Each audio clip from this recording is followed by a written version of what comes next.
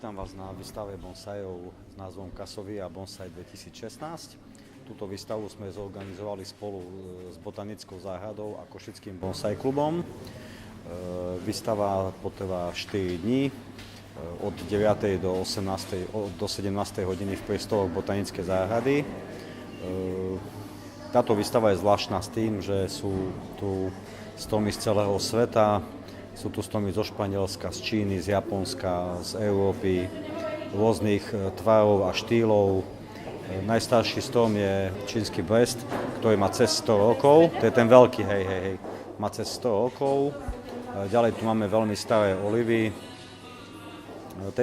Na túto akciu sme si pozvali aj zástupcov bojových umení Taekwondo, Košický klub Taekwondo, Kasovia Kendo klub, kde žiaci pod vedením Blažia Gála predvedú bojové umenia Jaido a Kendo.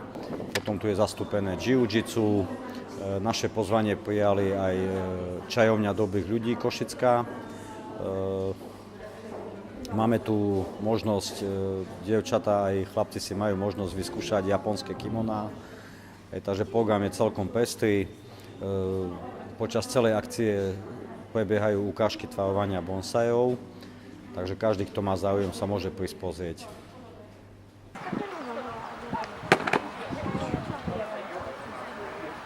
V tomto festivale sa zúčastňujeme po druhýkrát, minulom roku sme tu boli prvýkrát a boli sme tu nám pozvaní pánom Jurajom Sabom, ktorý je organizátorom tejto výstavy bonsajov.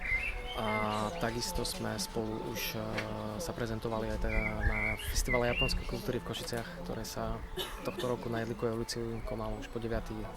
ročník.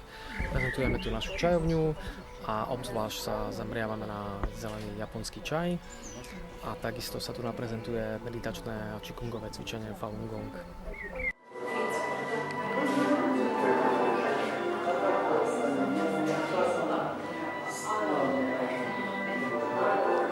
Výstavu ma priviedol vlastne organizátor tým, že bonsai ako umenie je z Japonska a dosť súvisí umením ako takým japonským, tak toto je japonské umenie kaligrafie, je v podstate umenie, ktoré je v Japonsku považované ako za najvyššie. Čiže to tak zavolalo, že sme predviedli také, nielen tie bonsai, ale že sa to predviedli tak